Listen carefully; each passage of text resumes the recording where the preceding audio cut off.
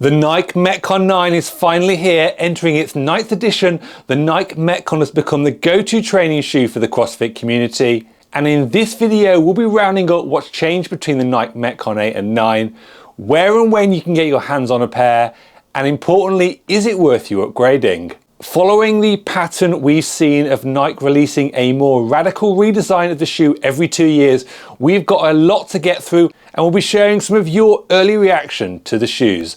Do share your thoughts and the comments on this video and the video with friends who appreciate the MetCon shoe. So beginning with the upper of the shoe, which looks to be a steady evolution of the cross-stitch mesh we've become accustomed to on the Nike MetCon 8, rather than a radical redesign. That cross-stitch mesh that ran across the medial side along the MetCon 8 shoe now looks to run across the complete upper. A notable change on the medial side of the upper of the 9s is the raised groove reinforced rectangular shaped area, most noticeable in the front of the shoe.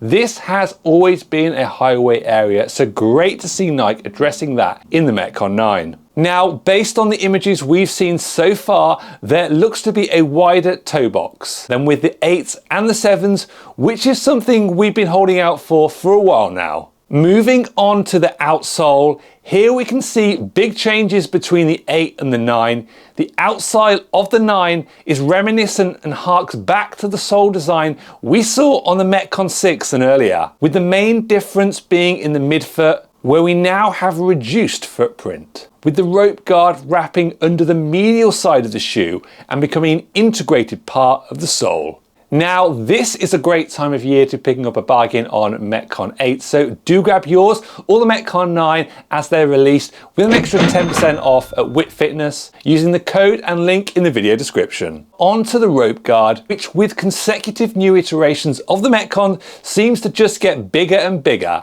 It looks to be constructed of a hardened plastic texture than we've been accustomed to on the MetCon 8s. For heavy rope climbers, this may be a welcome addition, but with those with an eye for the aesthetic, I can't help but think its obstruction of the Nike swoosh won't be that well received. Moving on to the heel of the shoe, which continues to carry that distinct integrated hyperlift insert with some minor alterations to the cutouts in the hyperlift. In comparison to the 8s, there does look to be a little more cushioning around the Achilles, which can only be a good thing. Now onto the laces, where we've seen a departure from the reinforced round eyelids to something that's more closely resembles what we're used to seeing on both the Reebok Nanos and the Nike Zoom Tempos. So when can you and I get our hands on a pair of the Nike MetCon 9s? The answer to this is very soon.